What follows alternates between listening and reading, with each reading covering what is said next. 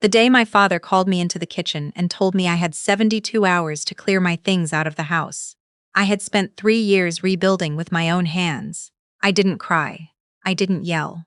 I just stood there holding my coffee mug, watching the steam rise, thinking about the new water heater I'd installed 6 months ago.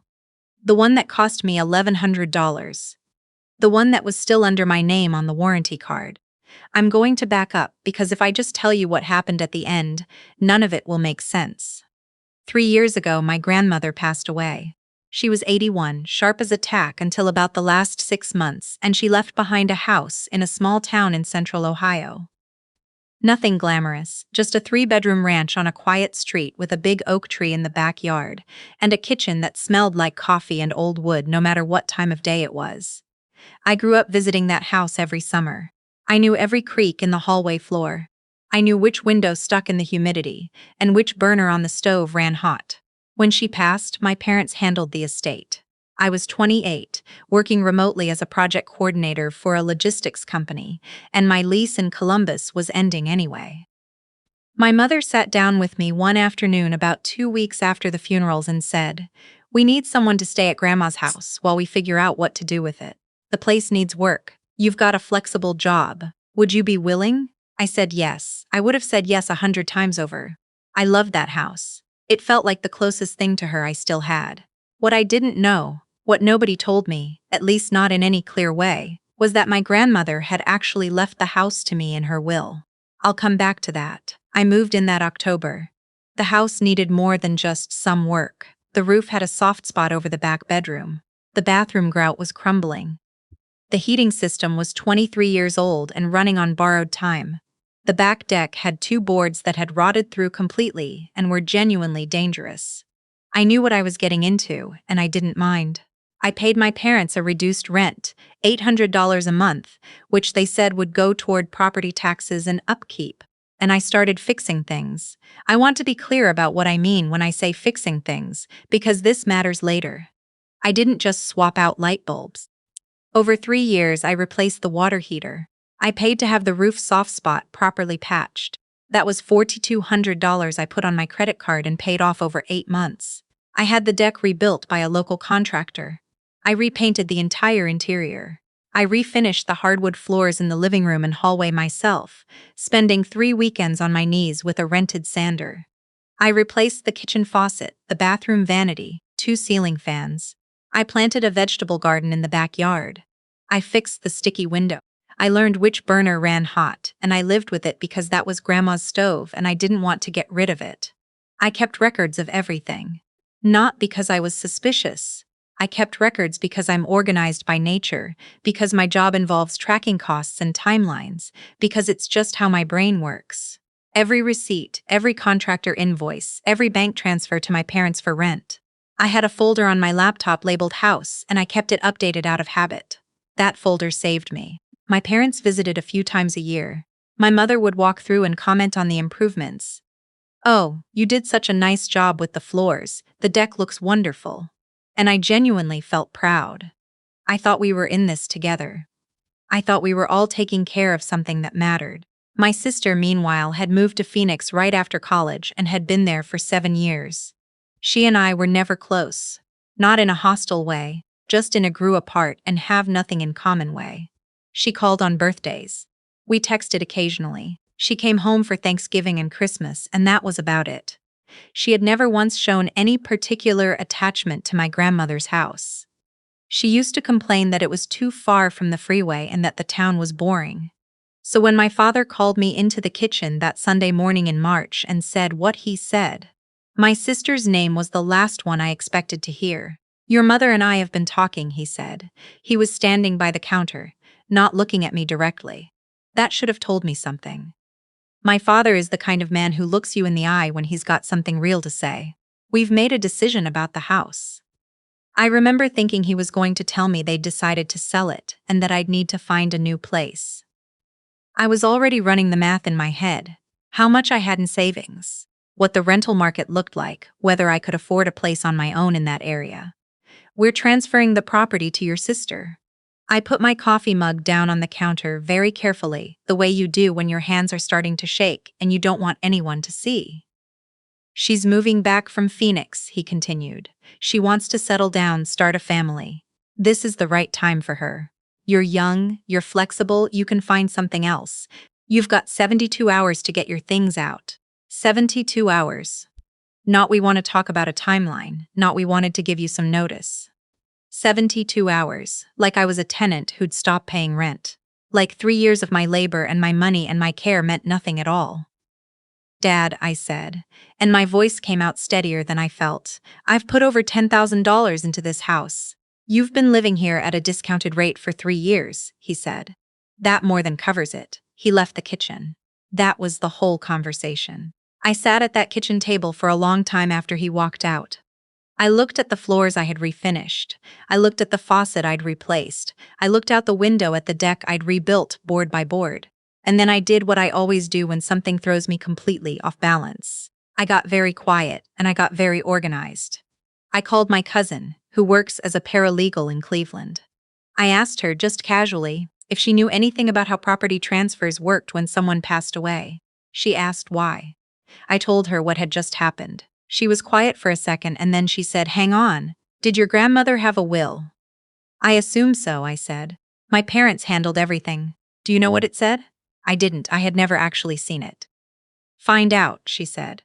That afternoon, I drove to the county courthouse. I want to tell you I had a plan, but honestly, I just had a hunch, a small, uneasy feeling in the back of my mind that had been sitting there since my father's words, something about the way he hadn't looked at me, the way he'd framed it as a decision rather than a right. Wills once probated are public record in Ohio.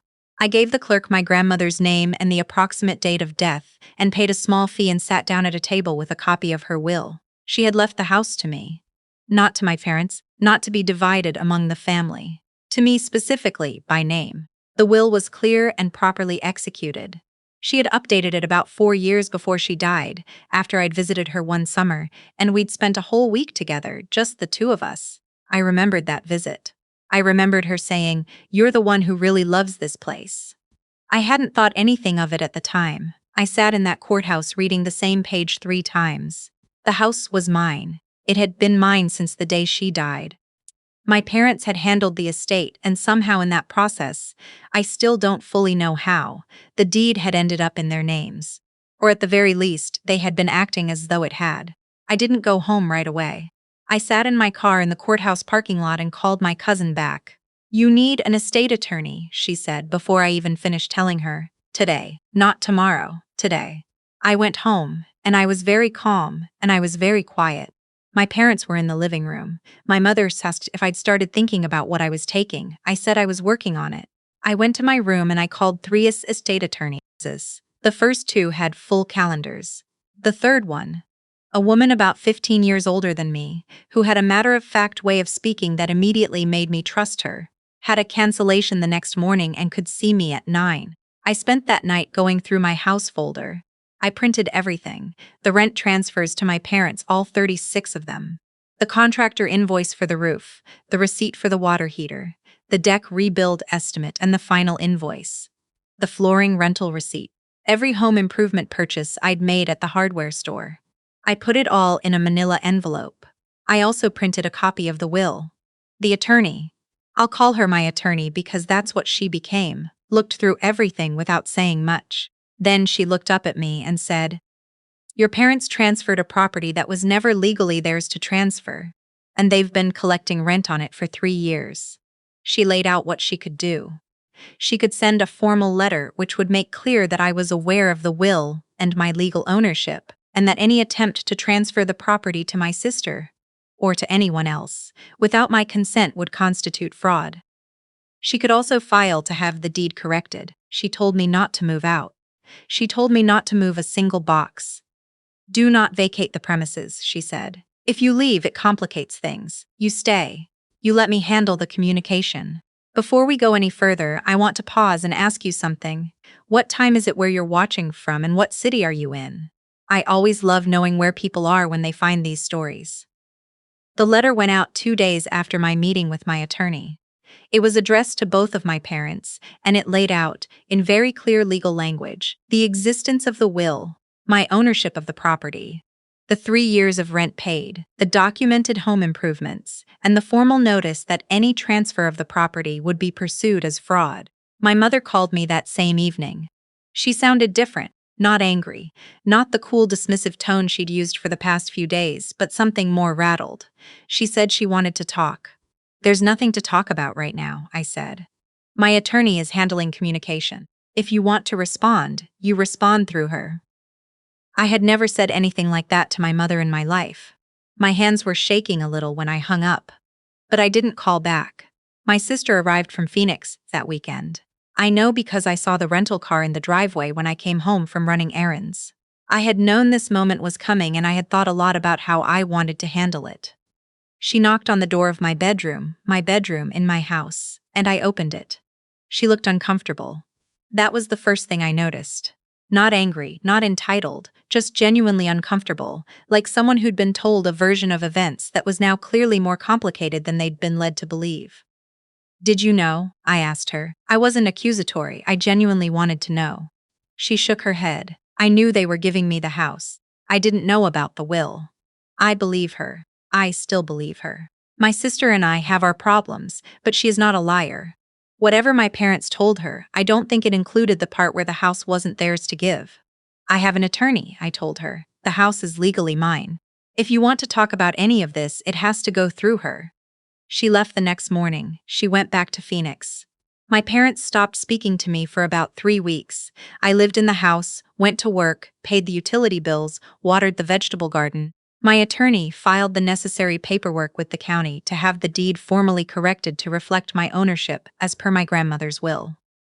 The process took about 6 weeks. There was no legal challenge from my parents. I think they consulted their own attorney at some point and were told the same thing mine had told me: that the will was valid, that my ownership was clear, and that any attempt to contest it would be costly and almost certainly unsuccessful. The deed was corrected on a Tuesday afternoon. My attorney emailed me the confirmation, and I read it at my kitchen table with a cup of coffee. The same table where my father had told me I had 72 hours to leave. I want to tell you that I celebrated, that I felt triumphant. But honestly, what I felt most was tired. A deep, hollow kind of tired that comes not from the fight, but from the fact that the fight was necessary at all. These were my parents. This was my grandmother's house. None of this should have happened. I asked for the rent money back, all 36 months of it. My attorney drafted a demand letter outlining the amount, the basis for the claim, and a 30-day response window.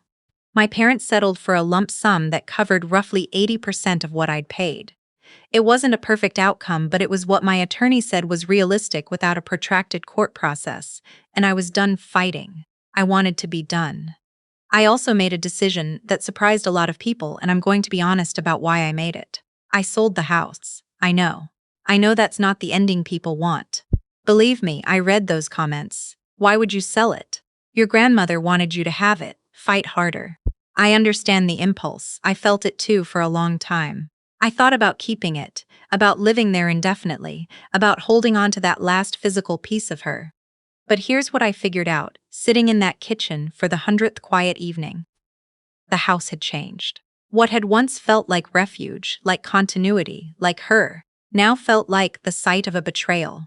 Every room had a new memory layered over the old one. The kitchen where my father told me to get out. The driveway where my sister's rental car sat. The bedroom where I'd spent weeks not knowing if I would lose everything. I didn't want to live inside that. I didn't want to carry it. I sold the house to a young couple, a teacher and a firefighter, who walked through it on a Tuesday afternoon, and the woman stopped in the living room and said, "I love these floors." I told her I'd done them myself. She smiled like she couldn't believe it. I thought about my grandmother. I thought about how she'd left this place to me because she knew I was the one who loved it. And I thought, I think she would understand. I think she would say that her gift to me wasn't the house. The house was just the form it took. The real gift was what it had taught me about what I was capable of, what I was worth, and what I was no longer willing to accept. I bought a condo about 40 minutes away. First floor, 2 bedrooms, a small patio where I started a container garden in the spring. It's mine. Every payment, every decision, every plant I put in the ground, mine. My relationship with my parents is a work in progress. We've had some hard conversations. My mother has admitted in her way that what they did was wrong. My father hasn't gotten there yet, at least not out loud. I don't know if he will.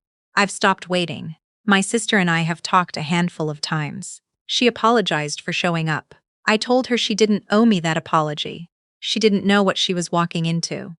The thing about doing something right, something that's actually right and not just emotionally satisfying, is that you have to apply it evenly. She was as misled as I was.